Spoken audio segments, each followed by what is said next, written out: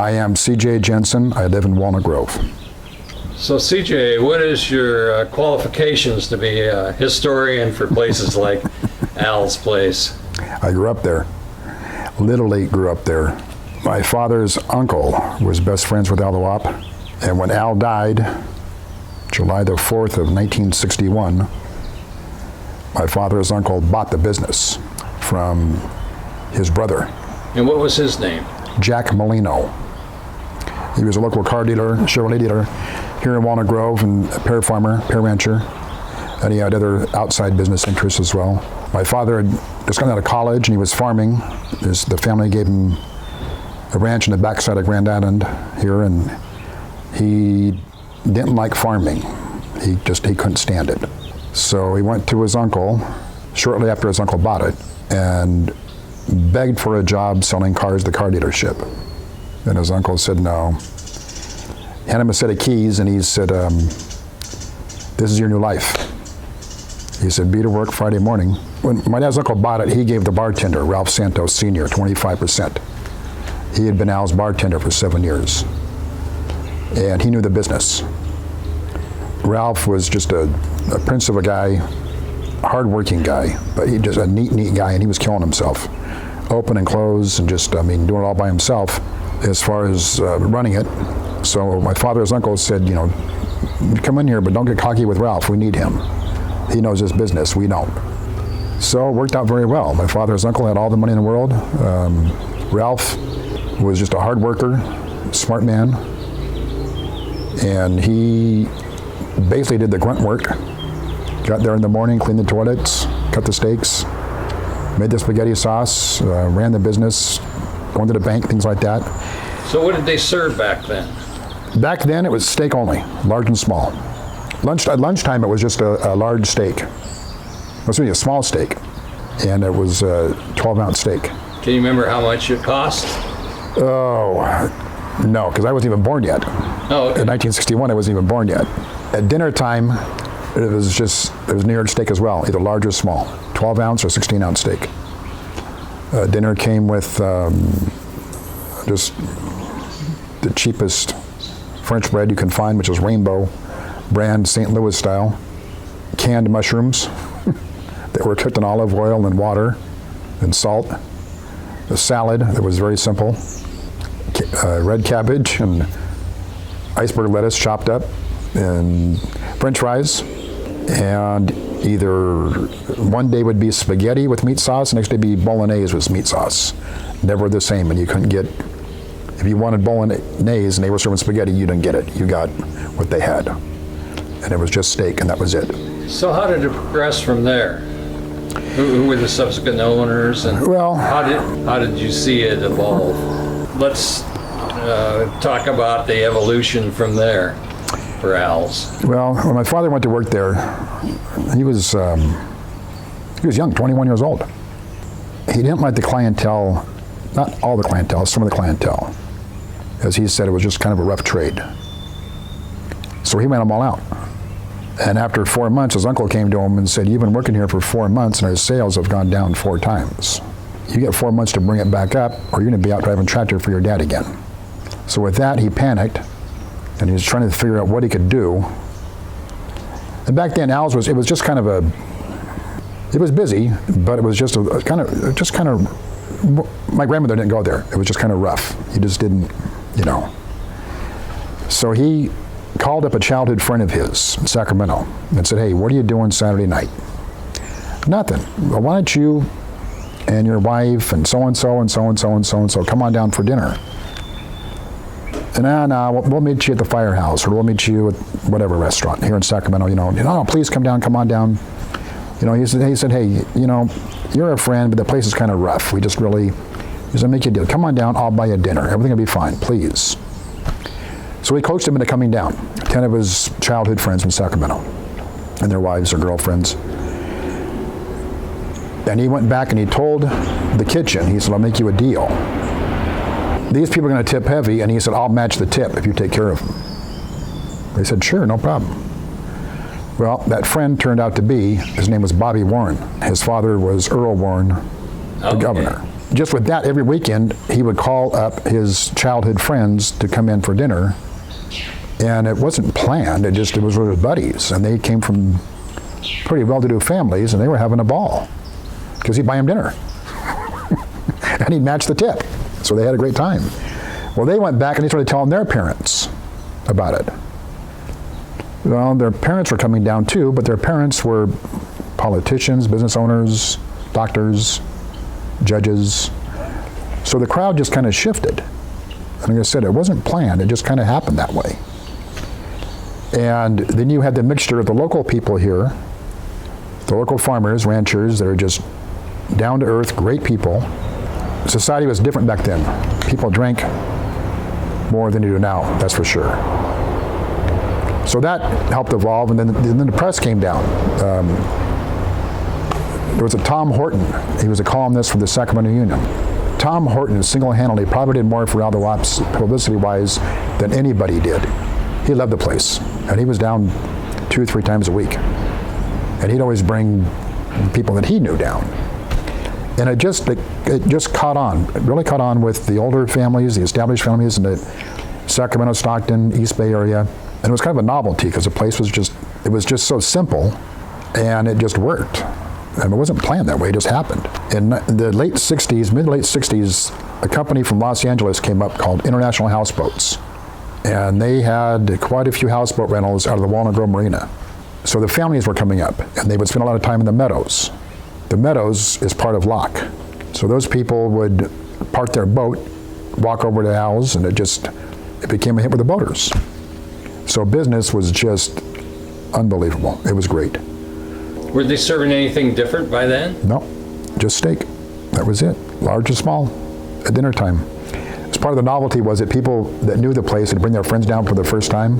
No menus, nothing on the wall, just large or small. And they would say, they would sit down, the waitress would come over and go, "How do you want it?" And the new people would say, "How do you want what?" And I would see the people that were regular, they'd kind of chuckle. And the waitresses, they were good. The kitchen was one whole family. After 1966, it was one whole family. It was a lady, all of her daughters and her granddaughters. They ran that kitchen as if it was their own. And they were smart people, and they ran that business. They were a little surly, surly is not the right word, but just a little short on purpose. It was a shtick. How do you want it? How do you want what? What do you want? What do you have? Steak, large or small? And it was a shtick. And it just worked. The whole thing just worked. The place got busier and busier and busier. Somebody asked my father 10 years ago, we were somewhere, and somebody said, "How did you do it? What was the secret?" And he said there wasn't a secret. He said, if I try to replicate that again, or if I try to replicate it, if I tried to imagine it being what it was, it wouldn't have worked. It just morphed into its own. And he credited his early friends, childhood friends that came in with their parents and other friends, and then Tom Horton, he always gave him much kudos to. And then the houseboaters, the boaters. The Delta was a different place back then, just like everything else is today. Schools used to be out, for the holiday, for the summer. So a lot of families would come up from Santa Cruz. There was a whole group from Santa Cruz that came up, and they all had large boats. And the wives and the kids would stay here the whole summer. The husbands would come on Thursday afternoon, stay for the weekend, drive back Monday morning, and come back. So there was always this influx of people that were around. And it just made it work. Now, in some stories I've read, and there's a lot of folklore that you can probably debunk. But, the original story I heard was that Al's father saved a lot of Chinese when a boat sank in the San Francisco harbor. True. And he became a hero in San Francisco. And then when Al's son, the son got in trouble, that the Chinese helped bring him over to Locke and get him started with the Western. So, had you heard that story before? Al's father was a fisherman. He worked on a fishing boat. lived in North Beach on Bay Street, had been to the house. He saw this boat sink, blow up, whatever, and he took it upon himself to go out there to help save them. And the Chinese community commended him for it. They gave him an honor and everything. And Al had a brother, and Al had a sister. Well, Al ended up, as a young man, living with a cousin in Collinsville, which is across from Pittsburgh, Antioch, the Montezuma Hills, outside of Rio Vista. And he didn't have any trade. Collinsville used to be a fishing cannery town. So he lived there with his cousin, her husband, and their 2 daughters. The last name was Crescenzi. And Al's cousin's husband came to Al one day and said, "I'm in trouble." And I won't say what he did, but I don't want to shame the family. He said, "I'm in trouble," and things were cut and dry back then. And he said, "If you take the rap from me, you're gonna have to go to jail for a year, and I'll give you $20,000. Well, Al didn't have anything. One day you'd see him when he was whitewashing somebody's fence. The next day he's washing somebody's car. The next day he's cleaning up horse poop. He's just, he didn't have any trade. So Al went to Vacaville, I think, for a year. And he got out. He got his $20,000. And he went back to North Beach, and he's running around North Beach, and everybody knew everybody. And he ran into a couple of guys from the joint, from the pen, and said, "Hey, you know the Delta. Why don't you come to work with us?" And he says, "Doing what?" And he said, "Running some hooch up to the Delta." And he said, "Sure, I'll do it." This was during Prohibition. So the drop-off point was the right hotel. So Al would leave wherever it was, I don't know, San Francisco, Oakland, Berkeley, I forget what his departure point was, and he would come up to ride. Go down the north driveway, which was the only driveway at the time, had a code, beep, beep, beep, beep, whatever it was. They'd roll the doors up, he'd pull the truck in, they don't know the booze, they give him the money, he goes back and gives it to the people he worked for. The people here in the Delta, including my family, were big drinkers. It was pretty wet down here. Once a week got to be twice a week, then it got to be 3 times a week, then it got to be 4 times a week. Now Locke was wide open.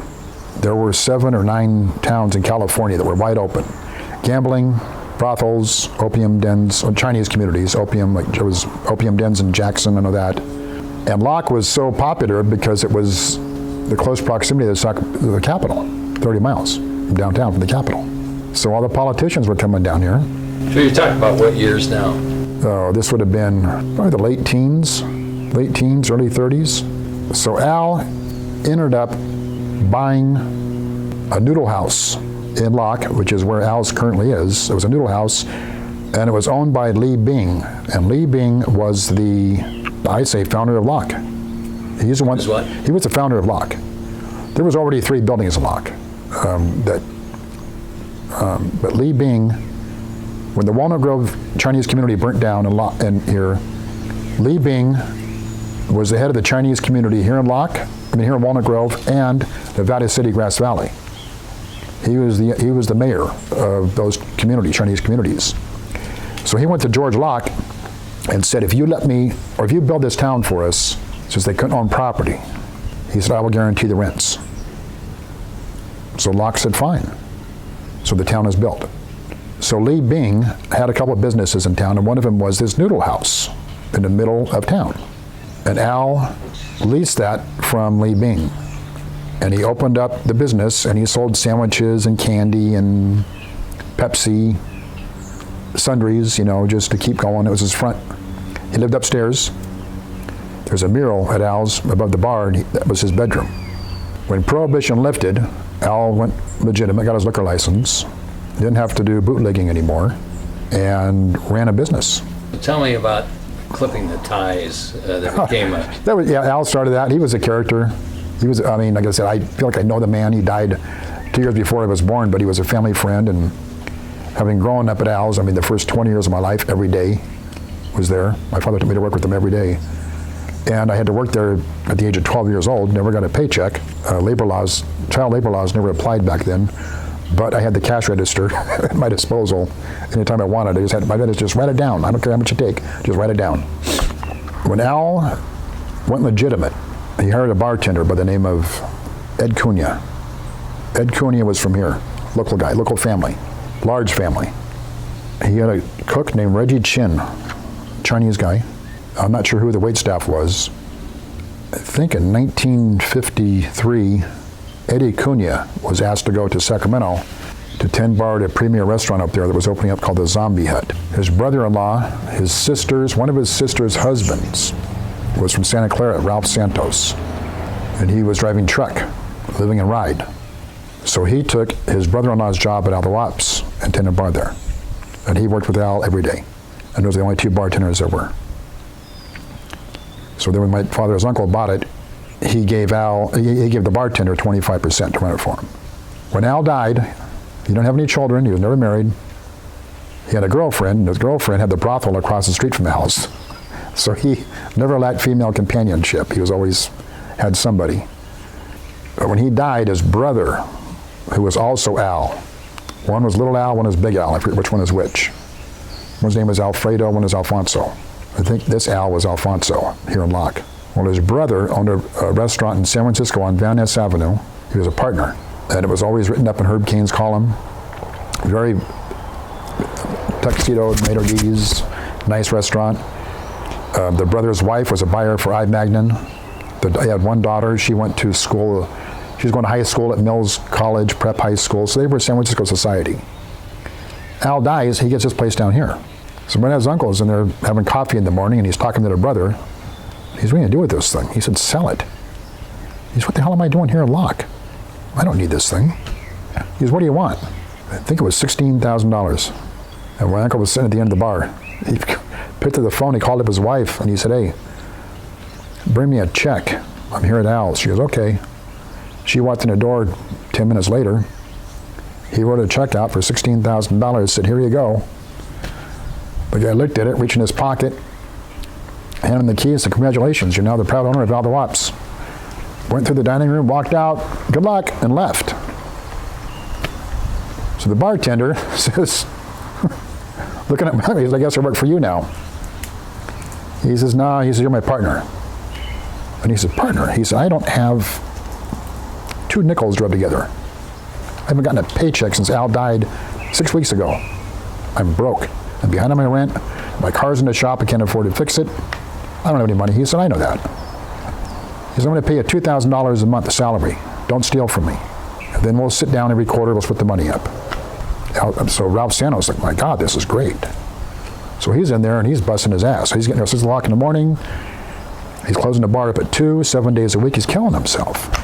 So then, fast forward, and that's when my father came in. His uncle said, come in here, work with Ralph, don't get cocky. Even though we own 75%, he knows the business, we don't. And it just worked. The combination of the 3 of them, it was magical, it just worked. So again, what was your father's name? Chabi. Chabi it's short for, he had a brother with one of his... His full name, and how do you spell it? Well, his full name is Charles Jensen. And living in a small town like this here in Walnut Grove, everybody's related. He had one of his brothers was 1 year younger, and he couldn't say Charlie, and it came out Chabi. And when you live in a small town like this, the population is probably 750 people, and you're related to half the town, the name just stuck. So then he goes to school here, it just sticks.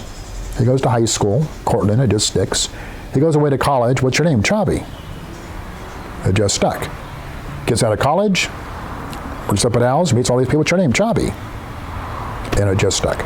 Is there anything else you wanted to say about the history of Locke's Al's? Well, the history of Locke is just, it's so rich, and it's just... Okay, if you feel that you've covered Al's, let's go ahead. Oh, I can go on. I can go on and on about stories about Al's all day long. I mean... What are the most memorable stories you remember? The day would start out about 9 o'clock in the morning. The local ranchers would go in for coffee. Most of them were large ranchers. They weren't, work on the clock. They don't have to be anywhere. They were the bosses. So they could do what they wanted to do. And it was like a social club, more or less. Lunchtime would come around, and the farmers would just come in, and the people from the capital were coming in, and it just all kind of worked. And then 2:30 in the afternoon, guys got off work, and they go in, they drink some more. It was a social club, more or less. If you want to get something done, especially during pear season, that's where you went. You wanted to find somebody in the pear business, you went to Al's, and you would get stuff done. Many deals were consumed there. I mean, large deals. The canneries hung out there, the field men, all the packing shed field men hung out there, the farmers hung out there. Like I said, things were different back then. People drank, 3 martini lunches. That was it. Today it's different. I go to lunch, I have a Diet Coke. But that was just part of the charm of it. That's how a lot of it worked. I mean, the stories are just, Al, my father always said it was for no class, Al wouldn't have had any. And he meant that in a good way. No class what? If it was for no class, Al wouldn't have had any. He'd stir as a joke. He didn't do it all the time, but somebody come in and they're kind of hoity-toity. He would, here you go, next to drink, pass it to them. People laughed. Guys from Sacramento come down, or Stockton, or the Lodi businessmen, and now come here, I'll talk to you for a minute. Yeah, and come here a little bit closer. And he'd cut the tie off, things like that. Al lived upstairs, and there was, to get up there, there's a pull-down ladder that goes up and down to the roof. And you'd be sitting there having dinner, and here come Al in his bathrobe. He had his razor, shaving brush, and toothbrush in his hand. Towel over his slippers. He'd walk through, go to the men's room, shave, brush his teeth, come back, go up and go to bed. That was common. He washed his clothes there in the sink. As a matter of fact, he used to take his socks in the kitchen and he would hang them up to dry. On July 4th of 1961, the bartender, Ralph Santos, came to the back door and looked, and the socks were still in line. Al, you here? Something's not right. Calling around. Goes upstairs. Al's body's laying there. He goes, hey, Al, come on, what's going on? He's like, oh boy. He got a broom and poked him. His body just kind of. So he gets scared. He runs downstairs and he calls the local doctor, Dr. Primusing up in Cortland. He says, hey, I think Al's dead. I don't know. He says, well, get a mirror and put it in front of him. And if there's fog, then he's still alive. If not, he's dead. So Al's like, so Ralph, oh boy, he's scared. It took him about 10 minutes to do it. The doctor said, call me back. Let me know what happens. Well, it took Ralph probably 10, 20 minutes to get up the nerve to go put that mirror underneath him. And there was a phone right next to Al's bed. And Ralph's just getting ready to put that mirror there, and that phone rang, and he jumped up, he got scared. It was the doctor. What's going on? He said, I don't know. Well, do it. Put the mirror there. He put the mirror there, and that's how they knew he was dead. So, who was Bubba?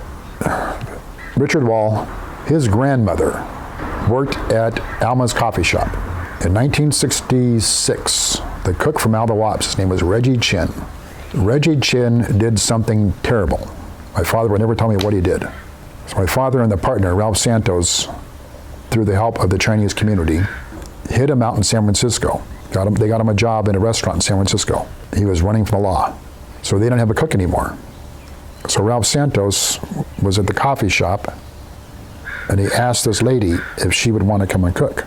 All they served was steak. It wasn't too hard. Sure. So she came over, and then she had 5 daughters, and they all had children. Richard Wall's mother was one of the daughters of the cook. So he got there, and he started working there probably when he was 15 years old, washing dishes, bussing tables. He ended up tending bar there. I bought a piece of property 20 years ago outside of Elk Grove, and it had a beer bar on it. And the day that I bought it, I shut the beer bar down. I bought it as an investment for the property. And I was going to do something else with the bar completely. And it was October. We were slow. I wasn't really doing anything anyway, so I just went in there and opened up the doors with a long-term plan for it, and the place took off. It got busy. I needed some help. So Richard and I were talking. He was in a bar at Al's, and he said, hey, I want to work for you. I said, okay. So Richard came to work with me. Then his whole family came over and worked. His mother, his aunts, his cousins, they all came there.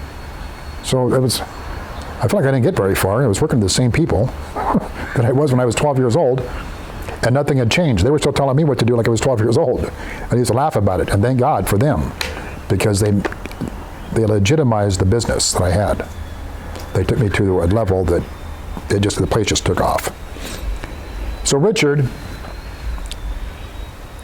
was working for me, and I had a house that I rented to him. We got into a beef one day, and I loved the guy though. We got into it. The next morning I got up and I went to Al's and I went to the owners and I said, "You need him. He belongs working here." Kind of him back and forth, him and Hod. And we talked about it, and they called him and they brought him back. About 4 or 5 years later, somebody I know from Stockton called me and wanted to back me in buying Al's. And the restaurant that I had up there was doing so well, it was busier than Al's. And I just said, I got a pretty good thing here. And I own the property. It's all paid for. It's just cash deal. So I said, the guy you really need is Richard Wall. And they said, "Who's that?" And I said, "He's the bartender there." He said, "You mean that big kid?" And I said, "Yeah, go talk to him. But don't tell him I told you. Let him, he's a good guy. Let him take the credit for what he's done, on his own." 2 weeks later, my girlfriend and I walked into Al's Saturday afternoon, and he's sitting at the bar, and he said, "Can I talk to you in my office?" And I said, "Sure." He took me in the bathroom, the men's room, leaned up against the wall, just kind of looked around, and he came over and gave me a great big hug. And he said, "Thank you." I said, "For what?" He said, "I know what you did. Thank you."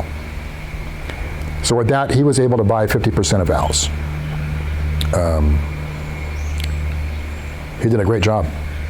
He just, he took the business to the next level that it needed to be.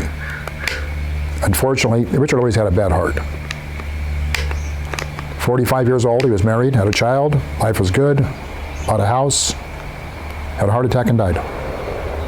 His wife got the business, and she currently operates it. Well, it's up for sale now. It is. I thought it sounded like a really low price. It's a very low price. You own the property. If I were 40 years old, I would do it myself. I could make it work. I'm not 40 years old anymore. Plus, my wife said she would leave me if I got back in the restaurant business, bar business. If I could find a local, it takes somebody local to be there, to be the front man. People the Delta is a destination spot. Right now, Tuesdays is the busiest restaurant here. I go there, I look around, and usually I'm probably the only local person there. I mean, when I say local, that lives here. Actually a native, that's far from, that's, normally I am. Very few. So the thing is, when these people come down here, and they ask about, what year was this building built? I don't know.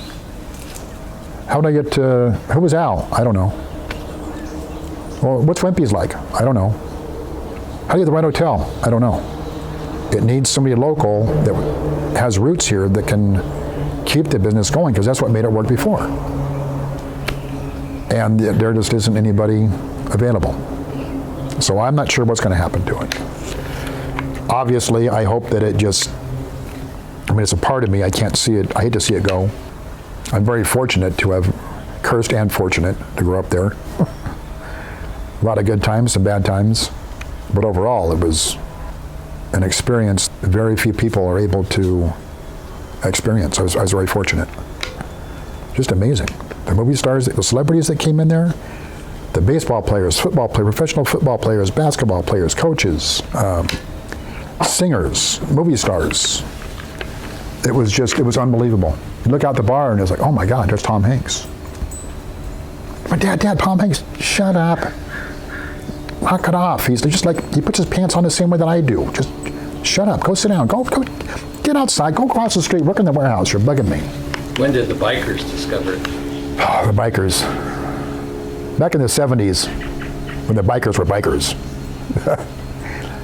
And my father was, yeah, my father was really nervous. My father used to go to work at 6, 7 o'clock in the morning. He'd cut 300 steaks, work through lunch, come home, take a half-hour nap, take a shower, go back and close the bar up. And I remember he came home on break and he was like, oh, Jesus, boy, got a problem. I said, what's that? And he said, Hell's Angels called. They want to come down and have dinner. They've been calling. And I keep on, I'm just telling them I'm acting dumb. I don't know, you don't talk to the manager, I don't know. Finally, they pinned me down. He says, I don't know what to do. I got to return their call. I mean, this is bad. I'm scared. So I called him back and he said, okay, here's the deal. You guys come down here. I don't want any problems. How many going to be? Well, it's going to be whatever, 30 or might have been 32 or 28, whatever. No problems. He said, I'm going to have the sheriff's department sitting back here and waiting. And there's one problem. You guys are done. So the bikers came in. He came home that night about 11 o'clock. He said, my God, it was beautiful. They were gentlemen. Not one cuss word. Nobody got out of line. They fraternized with other people. They started buying the bar drinks. They couldn't have been better. Some bikers came down, but my father he was very discerning with the clientele. If you don't like the way you were dressed, you don't even get a drink. He'd ignore you until you got the hint and you left. And I asked him, why do you do that? And he said, it's called crowd control. You know, you want the right people in here.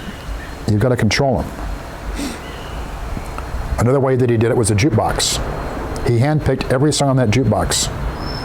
They would come in every 3 weeks, the jukebox company, to collect the cigarette money, change the songs on a jukebox and collect the money, and they would sit down with him and they would go through the songs. And he would handpick every one on there, so it reflected the customers that he wanted. Mid-60s, Herb Caen was until he passed away, he was the king. I mean, oh yeah, I know. Everybody read Herb Caen every day, Monday through Friday, then Monday, Wednesday, Friday, then just Fridays, until he passed. About 1965, my father had a friend named Newton Cope. Newton Cope owned the Firehouse Restaurant in Sacramento. Newton Cope was engaged to Lee Rodswell at one point, who was Jackie Kennedy's sister. Newton Cope ended up marrying Dolly Huntington Fitz, who owned the Huntington Hotel on Nob Hill. Newton grew up in Sacramento. Herb Caen grew up in Sacramento. Newton got Herb Caen to come down to Al's. Right at standing bar, door opens up, Herb Caen. Sits down, been looking, oh, Herb Caen, Herb Caen. I guess, hello, sir, how are you? In very formal, stature, demeanor. Wouldn't if we all have a martini, young man? Okay. So Herb knew a few guys in there, talked to him, Sacramento guys were talking this and that, and he said martini, everything, I'll have one of those fine steaks you have, young man. Okay, he goes back, hey, give me a good steak. Herb Caen's out here. Okay, great. Because everything's just perfect. Herb leaves, left a 50-cent tip on a $15 bill. Cheap bastard. 3 days later, while I was reading the paper, and Herb Caen's column, I don't know what all the fuss is about this Locke and this Al the Wops. Went down there, didn't show me much. What the hell happened here? Just thinking back, I did everything right. Just then the phone rings, and it's Newton Cope. Hey, Chop, what happened? I'm reading the Chronicle here. What'd you do? He said, I don't know. Everything was perfect. I took care of him. It was great. This and this and this. I got him a nice steak. Served him well. I was attentive to him. I didn't bombard him or anything. I gave him his space and everything. Okay, I'll get him back down again. All right. 2 months later, here comes Herb Caen. Puts the napkin down, just perfectly square. Martini, yes sir, okay. Puts the martini down, perfectly rounded with the napkin. Goes back there, hand picks out his steak himself. Make sure it's cooked right, brings it out, everything is good. Okay, we good? He's leaving. Yep, everything's fine. Are you happy? Yeah. Oh, that was a great steak. Oh yeah, it's wonderful. Good, thank you. Very attentive to him the whole time. Pays his $15 bill, leaves his 50-cent tip again. Again, cheap bastard. 3 days later, read the crop. Give that place a Locke another try. Not worth it. Phone rings, Newton Cope.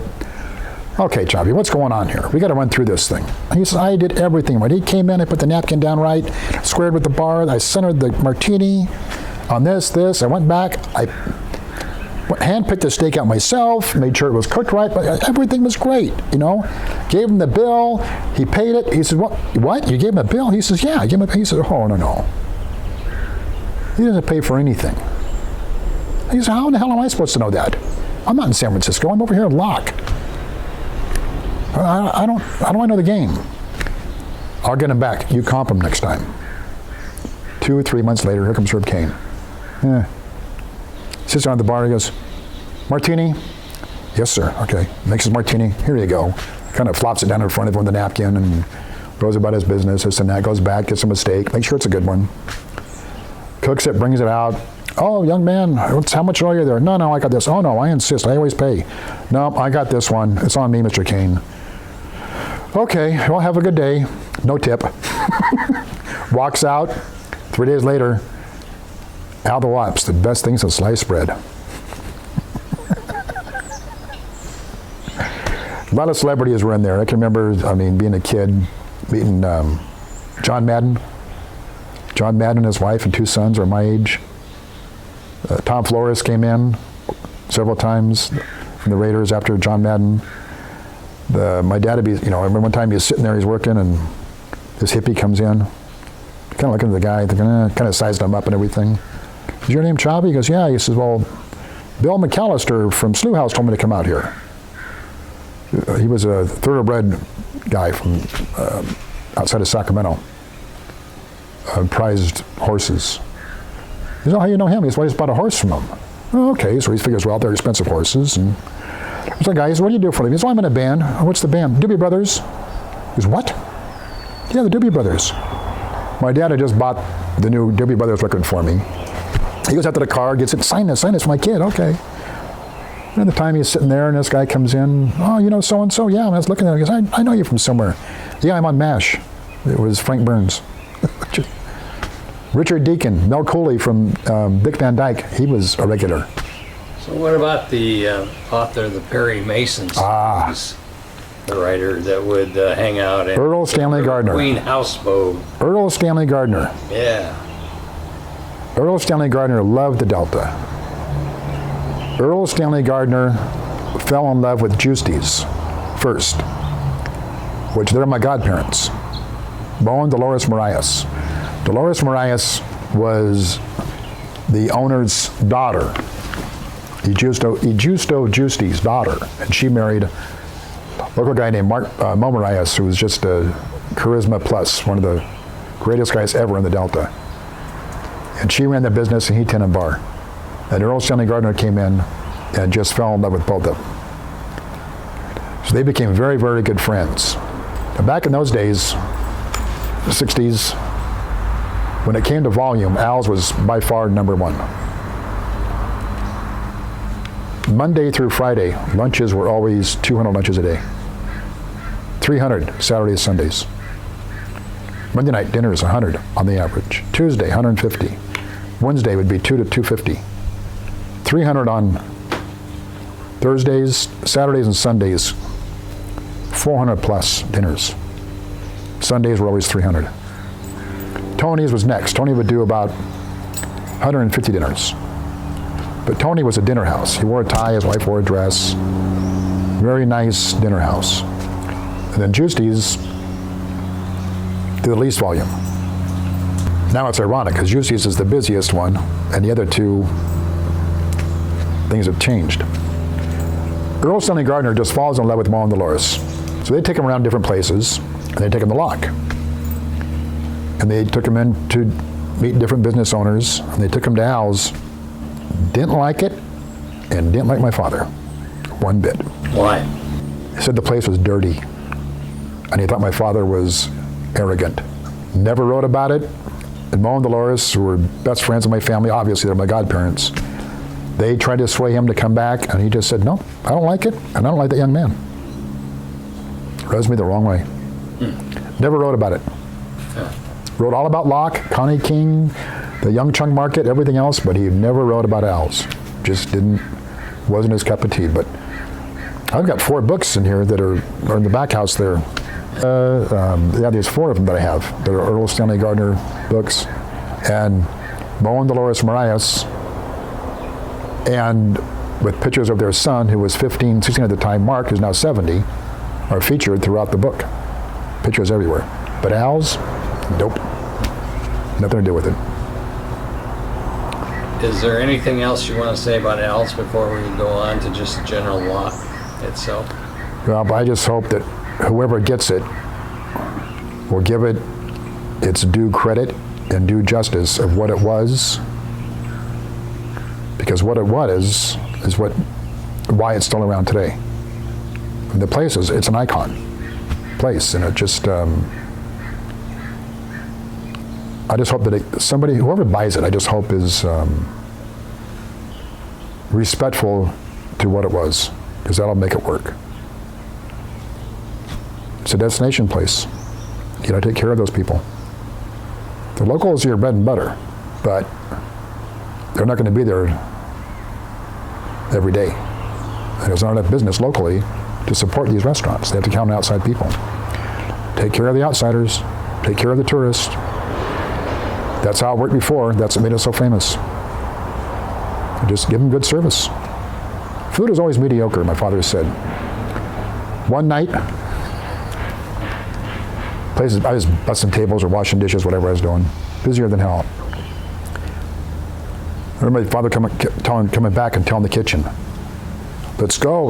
I want these tables turned 5.5 times. Get them out. He would go up to people as they were dawdling around after dinner with their drinks. He said, hey folks, I need this table. If you come out to the bar, I'll buy you 2 rounds of drinks.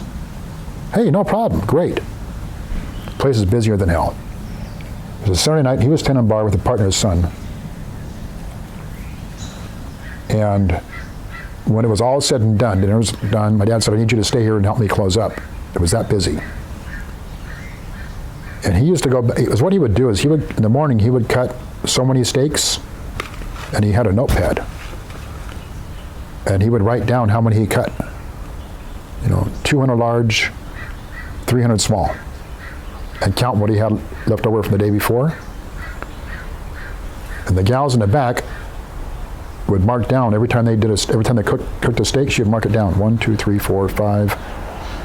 Well, he would give them 10 minutes to go home in case they forgot to purchase something, because everybody lived locally. And he'd go back and count up how many steaks were served. And he'd pull his notepad out, look and match it up to make sure that everything matched. And it did every time. I can still see him like it was yesterday. He's sitting back there, lights are dim in the kitchen, he's smoking a cigarette, drinking his drink, and he's counting. After about 20 minutes, he looks at me and he says, I can't believe that 527 idiots came in here and paid $16.95 for this crap. And I said, crap, this is the best restaurant in the world. What are you talking about? He said, this is terrible food. It's a fried, greasy steak. He said, I make the spaghetti sauce myself from the trimmings off the steaks. He said, I'm not a chef. I don't know how to cook. He says, French fries, cheap bread. Now, Tony's, that's a dinner house. And he says, you ever wonder why when my nice friends come down, like Stan Atkinson, and so-and-so, I take them to Tony's for dinner? That's a dinner house. That's a nice restaurant. This is not. And I says, well, geez, I was kind of surprised. And I says, well, then why don't you change it? Because we're making money. I says, how much you making? He said, $5 a plate, pure profit, after everything's paid. And he said, that's why we keep this like it is. Don't want to change. They sold the town in '77. They sold the Locke Ranch in '81. Sold the bar to the partner, late '80s, early '90s. My father stayed on. He said, I'll stick around, just for a little bit. Just 10 bar, that's all I want to do. I don't want to do anything else. 3 days later, took my father, dropped him off, and I'm in there having coffee, and my father, the partner, and his son, myself, the partner comes out and says, we're going to start serving chicken next Monday. I said, chicken? What are you doing serving chicken? Well, time for changing this. My dad said, we made $1 million selling steaks. What are you thinking? The partner said, this is our place now, not yours. You don't have a say. I said, okay. He used to come in, 10 o'clock, punch in, 6 o'clock. He'd making a drink. He'd look at the clock. Oh, I'm out of here. Goodbye. And it just got to be, just their egos were in the way. He got mad. He left. He said, screw you guys. They got their money. They didn't talk for about a year. And then everything was fine after that. They still were best of friends. All worked out well. So who owns it now? Richard Wall's wife. After my father left, they said they sold the interest to, my dad's uncle sold his interest because my father did not want the business. Just he saw drunk driving laws were changing. Society was changing. People were changing. He just got burnt out. His uncle said, take it. He said, I don't want it. If I take it, my kid's going to get it. He's cocky enough. I don't, if I wasn't married, if I didn't have that business, I'd still be married to my wife. It's just not a good way to live. I don't want him to live like that. I'm done. After 30 years, I'm just burnt out. Sell it. So they did. So the partner's son took it over. That lasted about 12 years. Didn't end very well for the owner, the father, for Ralph Santos Sr. Didn't end well at all. And he ended up selling it to his wife's nephews. And they ran it for a good, maybe 8 years, 10 years. Very nice guys. And then Richard Wall got in there. Then he passed away from the heart attack, and then his wife has it now. That's where it stands. Now it's for sale. Of course, she's had a tough time with a pandemic. Having to do just takeout. I don't know how she has the doors open. I don't know how any restaurant in California or anywhere can be open right now. Well, I think we're going to lose over 50% of our restaurants. Even in San Francisco, it scares me. My wife and I go there quite a bit. We used to. Twice a month for dinner, we go iconic restaurants. And Alfred's been around for 94 years. Just closed last week. Forever. Gone. Detail. Paying attention. Read the room. Don't let anybody ask for anything. Give them great service. Give them decent food. They'll come back.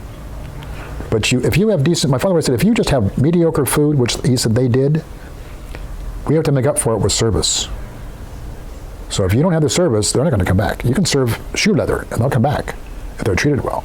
But just a couple of years ago, when I'd go in with my friend Terry Black, and he was the one to buy me the steak, $40 there. So the price got up pretty high there. I thought that was kind of, I don't know if it's necessary from the restaurant standpoint. Well, the thing is,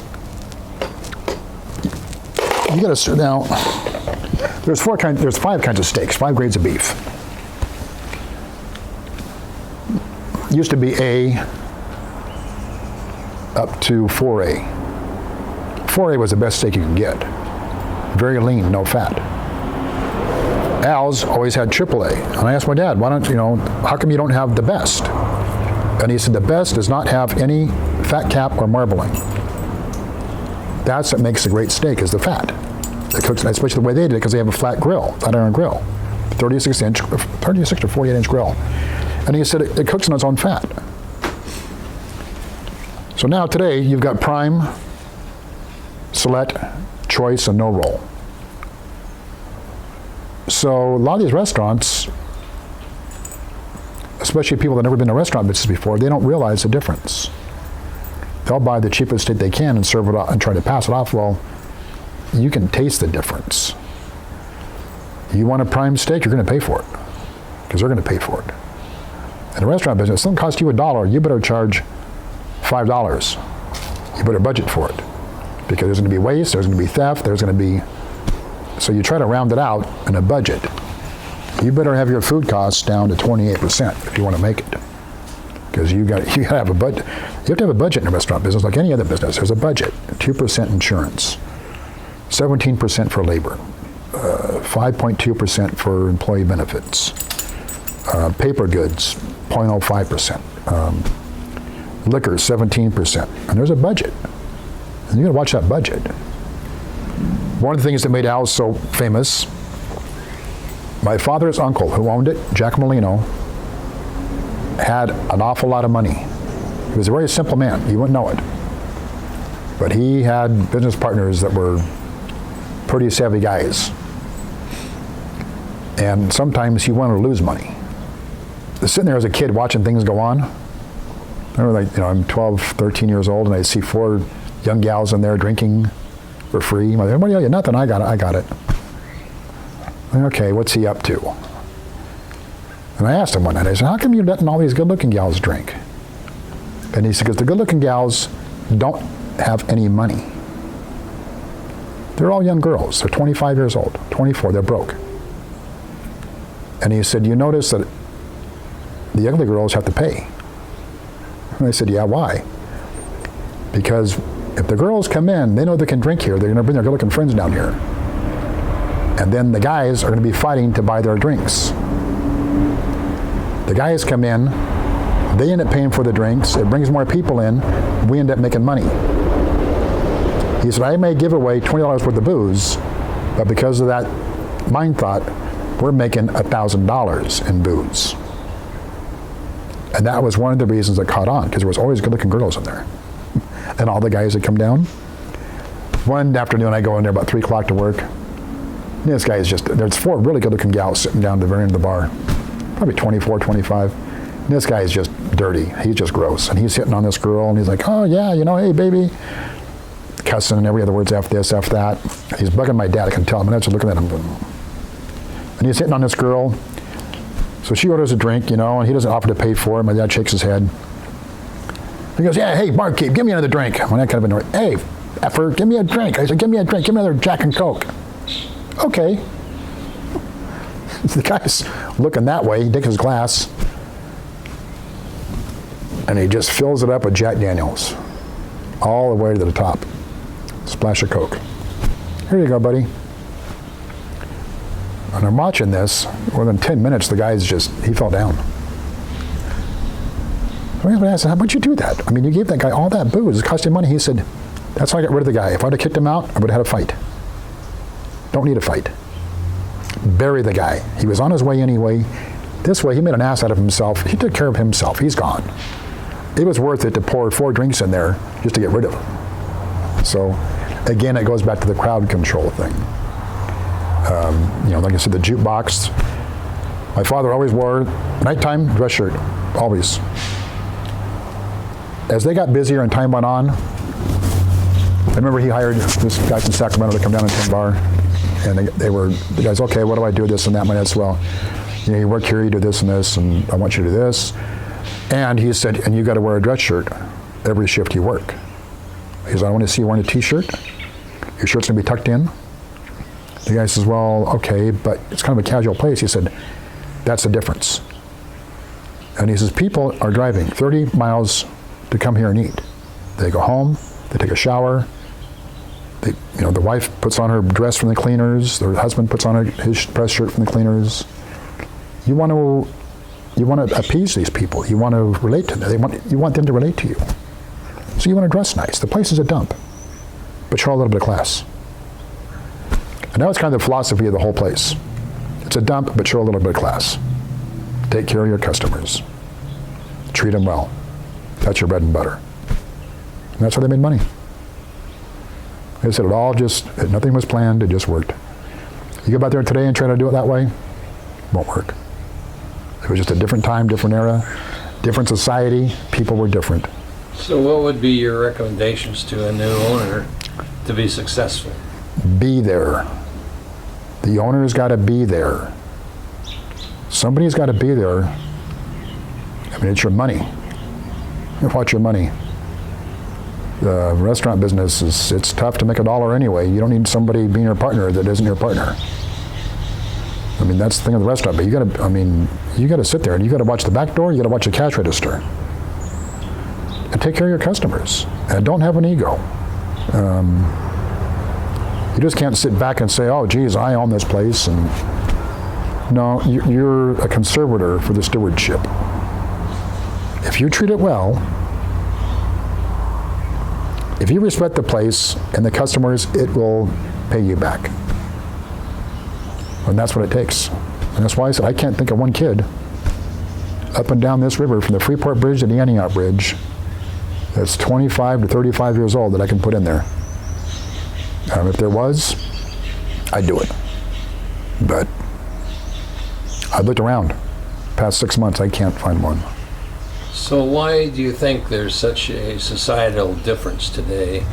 Is it because, like in your day, there were so many kids that had to work on the farm, and they even adjusted the school hours to the farm? Well, that's a big hindrance here, is because we never, growing up before, when that place is busy, there wasn't year-round school. People come up here for vacation. Don't come up here for vacation anymore. You go back to the meadows, there'd be 50 boats back there. And probably 30 of them, 20 of them, had families. I can think of 6 families that came up every year from Santa Cruz and lived in the meadows on their yachts.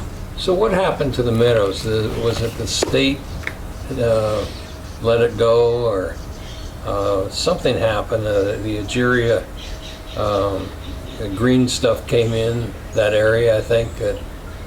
Well, or what was it? The state bought the Locke Ranch, which the Locke Ranch isn't much. It's almost 500 acres. It's 458 acres or something. There's only 80 acres of pears, and the rest of it's just kind of swampland. When was that? Well, I know that my dad's uncle sold they said he sold the town in 77, sold the ranch in 81 to the same people, Asian City Development Company out of Hong Kong. God, I'd have to say the town, probably the county took it over 2002 maybe? Somewhere in there. And then, so that was on my dad's side of the family. On my dad's mom's side of the family was the Locke side. Locke ownership. My father's side of the family, my grandfather here, he owned the other side of the meadows. It was called the Bean Ranch. And we were partners in that. And that sold November of 97 to CalFed for the Twin Tunnel project. And that's when they came in and said 5-mile-an-hour zone.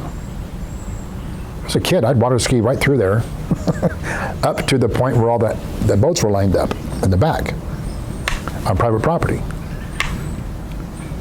And then they did that, so that was a hindrance, that slowed things down a lot. But again, I think that the biggest negative impact here on tourism was the year-round schools. Society, also, back then, the husband and wife didn't have to work to make a living. The husband could make a good living on his own. You could buy a house for $30,000, have a nice house. You buy a nice car you could buy a Cadillac in 1977 for $8,000. You know, you had 3 kids, you went to school, you had time off, you can afford a boat, you can do things. Today, the husband's working, the wife's working, they're commuting, most of them, living in a suburb. They got 3 kids, they don't take the kids out to dinner. They don't have time, the kids are playing soccer. The kids are going to 3 different schools, different time schedules. This one's out because his school's off this time. This one's in school. It just kind of threw the whole tourism industry out of whack. It has had a very major effect on the Delta. Slowly, I'm seeing a resurgence in the Delta of the boating, which I think is great. Every weekend, I come out here and look, and I've got a boat.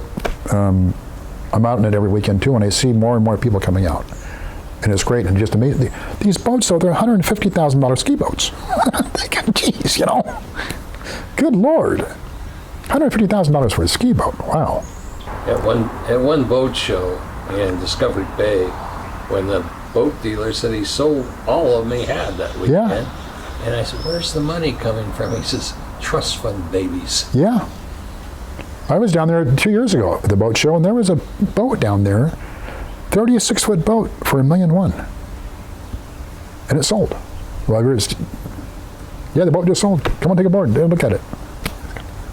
How big was it? I don't know, 36 feet. So it's slowly coming back, but society is just different. Everything's different. People don't wear suits anymore. People don't get dressed up anymore. People don't, it used to be, it was common in the late 60s. You go down the street on a Friday night and nothing but late model Lincolns and Cadillacs. You walked in there, I can remember men in suits, women wearing fur coats, having the time of their life. And that's who they catered to, was those kind of people. Walking there now, well, the place will be packed. But it doesn't matter where you go today. It isn't just Al's, it isn't, but same problem, Tony's, Juicy's, anywhere. Any restaurant is. San Francisco, where do you go? Where do you wear a sport coat? Where do you have to wear a sport coat in San Francisco anymore? You don't.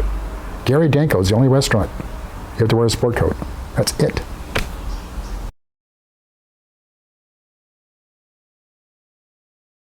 So CJ, tell me about Locke, maybe starting back the days when when Clarence Chew came in, or before? Before? Or you prefer it? Well, my father's aunt and uncle, Jack and Undine Molino, were very close with Clay and Alice Locke, husband and wife. And Clay was the grandson of George Locke, the founder of Locke. And they didn't have any children.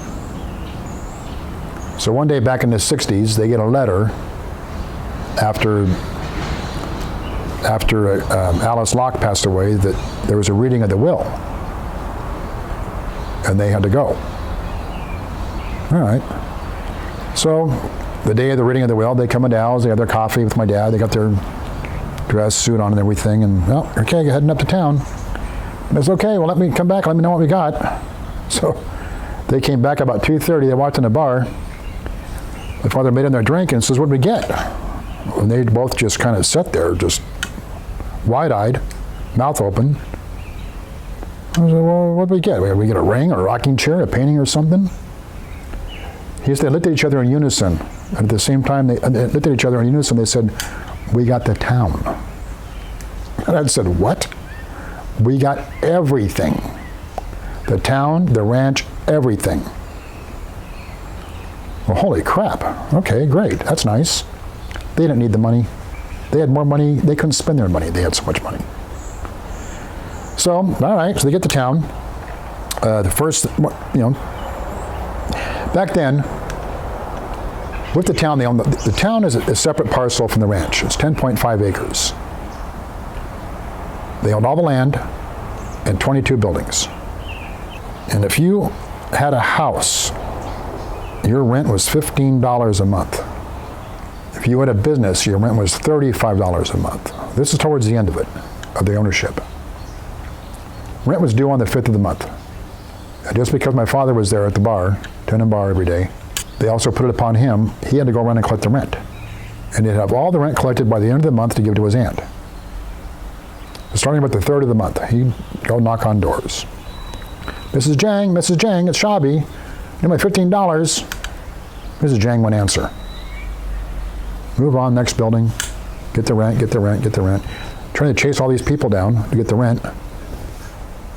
Every Friday at 3 o'clock, you get his ladder out. He'd go up and he'd change all the light bulbs that were burned out up and down Main Street. They're always lit up. Always had guys, they farmed also, so we had guys in the ranch always cleaning everything up. When they owned the town of Locke, they told the tenants, you can't park on this Main Street. That's for the bar. Park somewhere else. Today, we've gotten sued. They did. Locke used to be two-way. You can come down both sides, one or the other.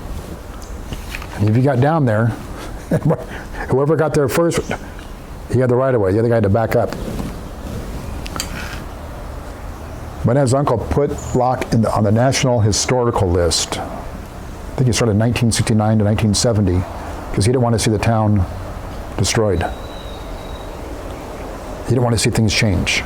Everything has to stay the same. If somebody comes in and buys a building, he didn't want them painting it a goofy color or tearing it down and building a condo or whatever. It all stayed the same. That was probably the best thing that happened to Locke.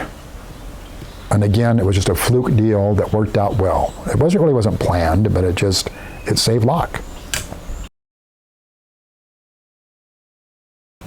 July of '76, 4th of July weekend, which my father always said, 4th of July weekend at Al's was like Macy's December 24th. That's where they made all their cash. That was their big time because all the boaters, everybody was here, summertime. Place is busier than hell, lunchtime. About 1:30 in the afternoon, Saturday. My father probably worked, probably had 3 hours sleep the whole week, just busting his ass. And he's behind the bartending bar, and I'm back there getting some trays out or something to take in the kitchen to wash them. This lady walks up and she goes, "Young man, excuse me, you got some problems here in the women's room." So my father said, "Get a plunger and go in there and fix it." I go, "I'm not going in there. That's the ladies' room." He said, "I don't got time for your BS." get in there and do it. I'm not going in there. Well, the cook, who happened to be Richard Wall's mother that day, she was a cook. She was also a waitress. She was also a cook. They all took turns. She said, I'll go with you. They were all very kind to me. And those ladies in that kitchen, they raised me. So I go back there, and I'm in the woman's room, and I'm plunging it, and the water is percolating up. And she goes, give me that plunger. She was tougher than I was. She's in there, and she's plunging away, and she's like, uh-oh. She said, you better go get your dad and tell him he's got problems.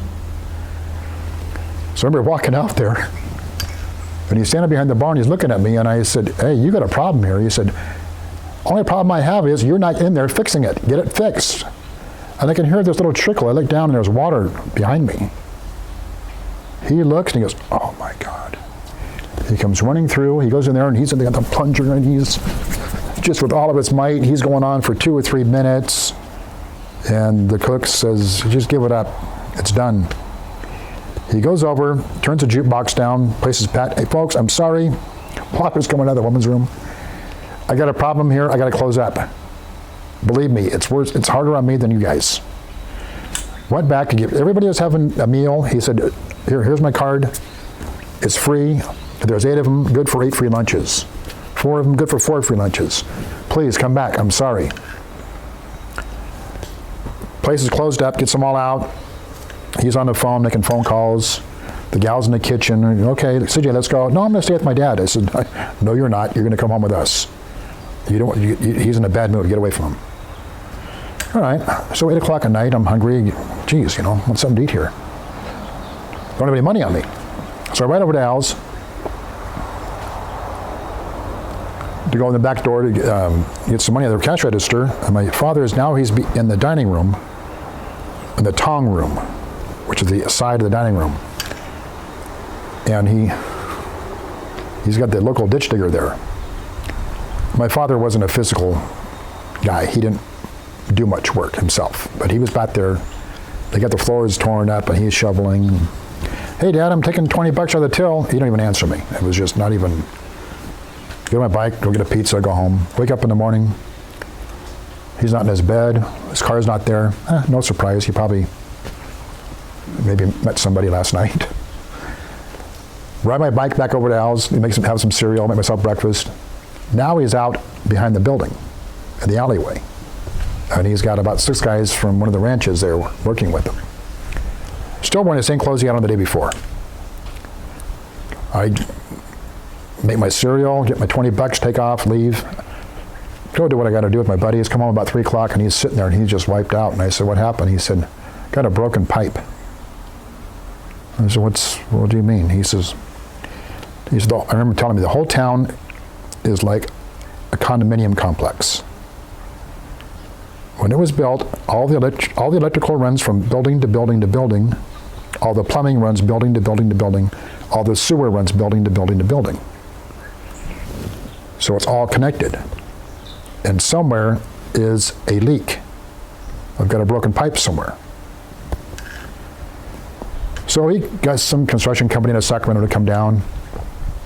4 days later, we go to, the place is closed, the whole town's closed. Bar's closed, everything. So we go to Sacramento, do whatever we got to do. He's shopping for stuff. We come back and come down the street. The workers see him there. They let him in. Parks the car. The contractor. Now they've got. Not only did they go from behind the town, trenched out, up. Now they're down Main Street, almost halfway down. The guy comes up to my father and he says, "I found it. I found the broken pipe." And I said, "Okay, give me 20 minutes. I got things to do inside." So he goes inside, does what he has to do, pays a few bills, things, writes checks, whatever. And he's, "Okay, go get the guy." Open up the door. I said, "Hey, come on in." He comes in, sits there, and he got the plans. He said, "Okay, here it is, this, and this, and this, and now let me show you." Takes him outside. And it's still right there and down on Main Street in Locke. And he said, "This is where it is. The pipes are broken." And I remember looking down there and seeing them. Well, the town was built, started in 1913 or 1915. This is the original sewer system. They're terracotta clay pipes. And it was broken. And the guy says, the thing is, he said, "This is just one." He's, "I'm going to shoot a camera up here. The problem is your sewer goes up and out. This is just a Band-Aid. He says, okay. He says, give me 10 minutes. He goes, all right. So we go back inside, lock the door. Oh, that's okay. Go get the guy. Guy comes in and says, okay. How much? He says, $400,000. $400,000. He goes, give me 10 minutes. The guy leaves. I close the door. My father's behind the bar, taking a shot of booze. 2 of them. He just sits here. He's going, oh my God, Jesus Christ. He calls up his uncle. He says, yeah, they found it. Yeah, I got it here, yeah. Yeah, they can fix it. He says, yeah, they can fix it, but it's going to cost $400,000. He says, are you sure? Think about this. It's a lot of money. Okay. Hangs the phone up. Go get him. He pulls his checkbook out. Writes a check to the guy. Here you go. And as he writes it, he says, how long will it take? I'm going to get it done in 4 days. So I remember the guy grabbing the check. And my father wouldn't let go of the check. And he's pulling it, and he's like, and he says, 4 days. You promised me 4 days. 4 days. Yeah, he says, okay, 4 days. So they got it up and running. Everything is fixed. So, but did that cover just that one break, or Yes. he redid the whole town? No, that was just that one. The guy told him, he said, you're going to have this problem down the road too. A few months goes by, Manette's thinking about it. I remember telling one of his buddies, this is stupid. I'm chasing half the town for $15 and $35 a month. Half the time I'm paying Mrs. Jang's rent out of my own pocket because the books had to match. When he gave the money to his aunt by the 20th of the month, it all had to be accounted for. Half the time he'd just say, I don't have this rent. He'd pay it himself. It was a headache. And he said, and that's when I tell people, am I funniest on the town of Locke? They go, oh, wow. No. It was more of a liability than an asset. It wasn't that big of a deal. So he went to his uncle and he said, look, just sell the town, No, we can't. And he says, oh, that seems stupid. Come on. It's going to happen again. We got to sell it. So they put it up for sale. Next thing I know, when I was going to the post office, he's getting letters from friends in Washington that were flying to Australia. And here's a story. The town of Locke in Walnut Grove, California is for sale. Or, the last Chinese community in the United States. All over the world. It was just, it was big news. New York Times, there was an article about it. Or the New York Post, one of the two. It was interesting. So they sold the town November of '77 for $775,000 to a group called Agency Development Company. And Clarence Chu's sister was the head of the company. And Clarence Chu was the agent. So he was out here representing Agency Development and bought the town. The day escrow closed, it was big news, Sacramento Bee, front page of the Metro section.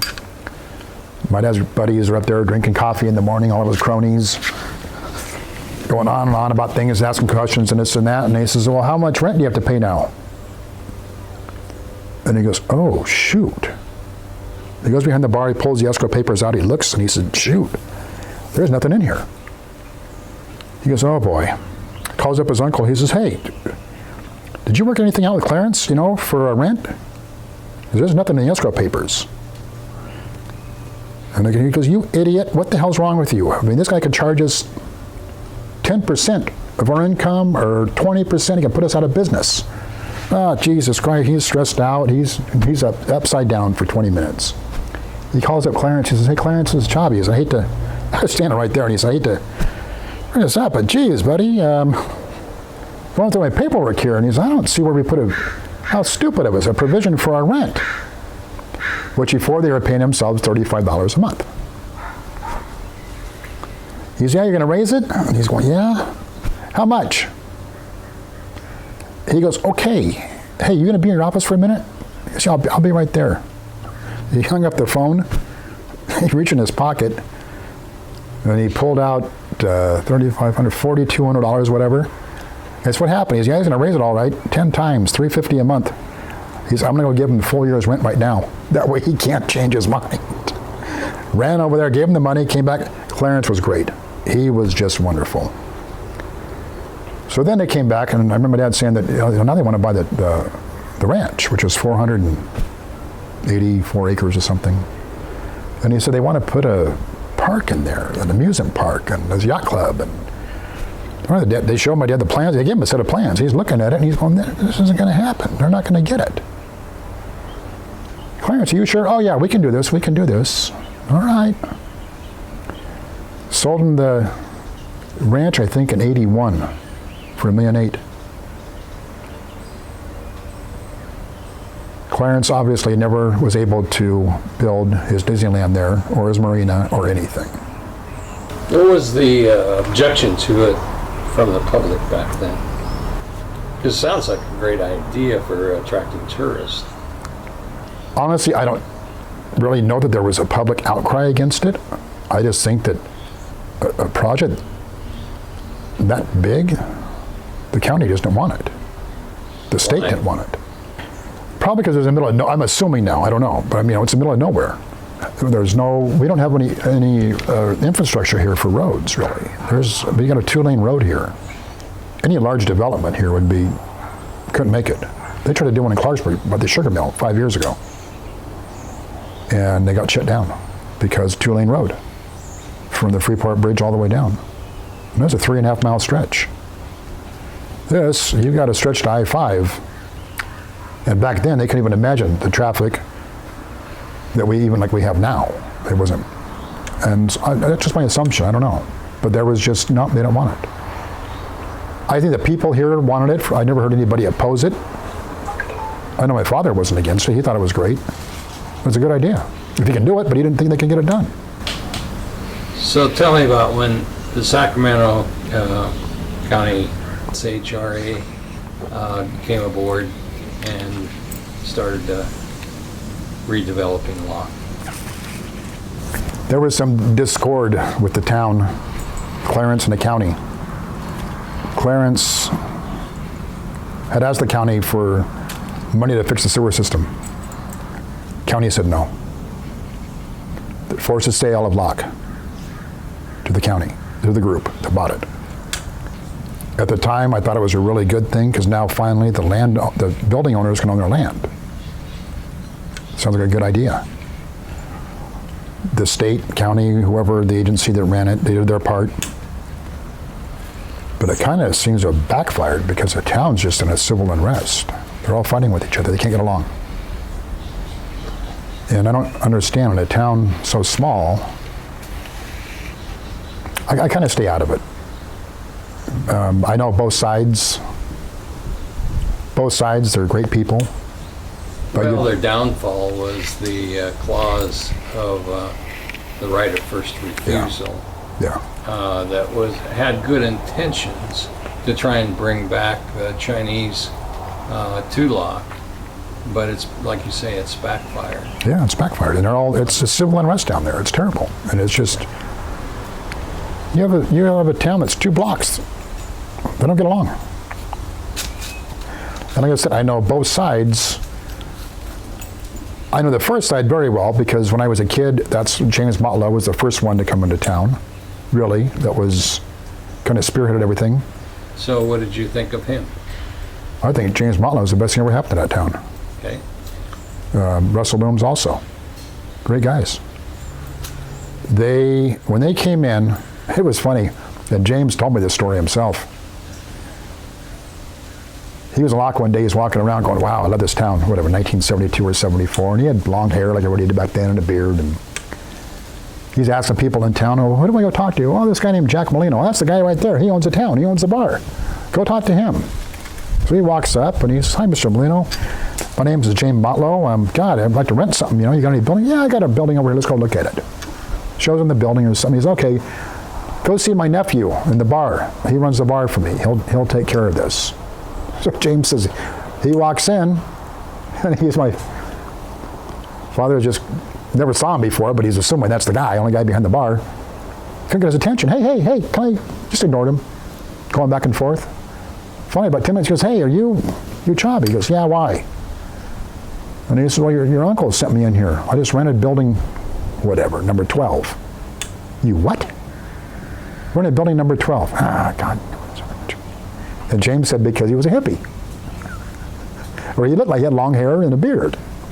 My father got a haircut every 2 weeks back then and wore a starched shirt. And he said it took about 4 months to warm up to my father. He said he hated him. They ended up being great friends afterwards. James brought in a best friend, followed him, Russell Ooms, and they were such good guys that the people that lived there, the old Chinese people, they were so respectful to them that in turn they got the respect from the community. They worked with these people. They cared for them. They would help them in their garden. If they had a problem in their house, railing was coming off, they'd fix it for them. Wouldn't charge them. They just really kind of took care of the town, took care of the people, and it was great. James left for years. He ended up working at the Red and White Fleet or the Blue and Gold Fleet off Fisherman's Wharf, running the boats. Came back. Russell Ooms stayed. Russell Ooms, skilled carpenter, did very well. James came back, and it's wonderful that those guys are back. But I hate to see the two sides fighting. And they're fed up. They just, we're done. It's a losing battle. They all resigned except Yeah. Daryl Wu. Yeah. And there was always the fight when the Locke Management Association came in. There was resentment there because they felt, okay, these people aren't from here. The only tie they have is to Locke as they're Chinese, and they're trying to tell us how to live our life. That was part of the angst, which understandable. But Who was trying to tell them how to run their life? I think it was from what I remember, it was the group, the Locke Management Association, or something. There was arguing, bickering, fighting all the time, just a lot of negativity, and it wasn't. Locke was always a happy place. Locke should be a happy place. Did you know Ken King? Connie King's son? Yes, I did. I run into him every so often at the Nugget Market in Sacramento. Nice guy. He has bad memories of Locke. He does. And doesn't want anything to do with it anymore. No, there's other people in town too that I know that.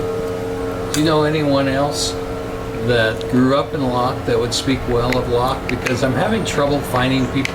It's like Ken King told me that in the Chinese culture, they have a thing that says they don't like to say anything bad, even about bad people. Yeah.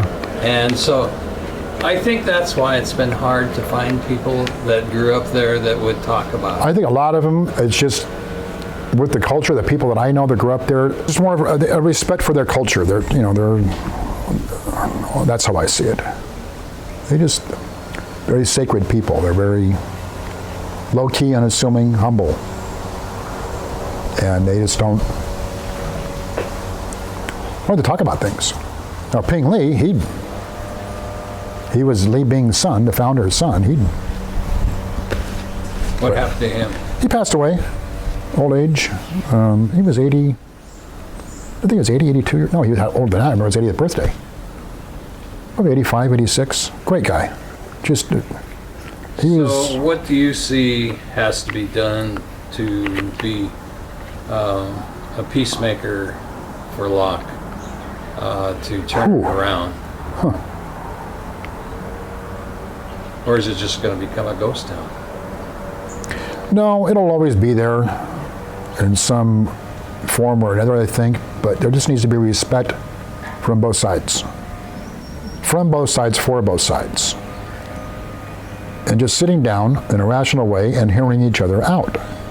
Instead of, you said you were friends with Terry Black, that one meeting that Terry had where he, you said you were friends with Terry Black, that meeting where Terry was dressed down the whole group. I just sat there and laughed. I thought, good for you, Terry. I love Terry because he was a character. Such a way with words. That's the thing too. Terry, out of the kindness of his heart, put that fence up, and then everybody's complaining to me. What's he doing? What's he doing to our town? Like, what the hell? More than you are. You should be thanking him. But there again, it's that negativity aspect of don't tell us how to live our lives. He tried to be the peacemaker. Even when he was at his beach house in Mexico, he was in touch was Supervisor Don Natolo. Yeah. And unfortunately, he died suddenly, and we lost a giant. Yeah, I mean, Terry was something else. Yeah. One thing about Locke, about Al's. After my dad's uncle got to town, aunt and uncle got to town, if you go into Al's now in the dining room, you see the main dining room, and there's a little room off the side. There used to be an alleyway, like the other buildings. They got to town, they needed more room. Plus the restrooms were not out as far as they are now. Basically, those cubes you see, when you open the door, that was it. There was a commode and a sink. So now they own the town. So they close off the alleyway, they're closing it off, going to expand the restrooms and the dining room. It's 9 o'clock in the morning, one whatever day in 1960 something. The father's behind the bar, the partner's on the other side, they're talking near the front door, and these two cars pull up. You know, these 8-car doors slam, they get out and look. They're looking through the window. There's 8 Chinese guys there in Cadillacs, all wearing dark suits. What the hell's this? And they park right in front of Al's. So my father and the partner go outside, and I said, "What are you guys doing?" And he says, "We don't like what you're doing here. You're messing with the heritage of the Chinese culture. You can't do this. You have to stop." The partner, Ralph Santos Sr., a great guy, he says, "Don't tell me what we can and can't do. My partner owns the town. We're going to do this." "No, you're not." "Yes, we are." "No, you're not." And this is going back and forth to the point to where the partner was poking the guy in the chest. "Don't tell me what to do." They're going back and forth, back and forth. The partner turns around, tells my father, "Go inside, lock the door." My father runs inside, locks the doors. "Oh boy, they're gonna kill us. Oh my God, this and that." Ralph, he's thinking to himself, "Ralph, just be quiet, shut up, don't say anything." He's scared. He hears another car pull up. And he looks, and he's looking through the window, and he hears a car door slam. This guy comes over. Chinese man, very large Chinese man. His name was Lincoln Chan. Lincoln Chan was one of the most prominent farmers in the Delta, pear farmers. Very, very influential in the Chinese community, not only Locke, in Cortland where he was from, but San Francisco and China. He walks up and he says a few words in Chinese to the guys, and they're mad, they're jumping up and down. He tells Ralph, "You go inside, lock the door." And he's talking to the Chinese guys, and their voices are all speaking in Chinese, this and that. And the guys are getting mad, they take off. The Chinese guys get mad, take off, and Ralph opens the door, lets Lincoln Chan in, and Lincoln says, "What is wrong with you guys? Those guys, they could have killed you." "No, this is that was the Tong in San Francisco. You don't talk the way they're the Tong." He says, "You're lucky Mrs. Aoyang upstairs heard them speaking in Chinese, and she called me and told me to come down here and take care of this for you guys. You're lucky you're alive. Especially the way you disrespected them." Well, when you're at Al's today and you walk in that little room, you'll see it's called the Tong Room. They should name it the Lincoln Chan Room, really. That room wouldn't be there if it wasn't for Lincoln Chan. Well, thank you so much, CJ. Sure. It's just been a real pleasure. Yeah, like I said, this stuff's all coming back. I could go on and on and on and probably bore you to death more than you want to be. No, So. I feel very fortunate that you've been so generous with your time today. No, it's wonderful. I enjoyed it. I enjoyed it. So when people really, are interested in something and how it was, the story is great. There's nothing to sugarcoat because there's no reason to. Just how it was. Very good.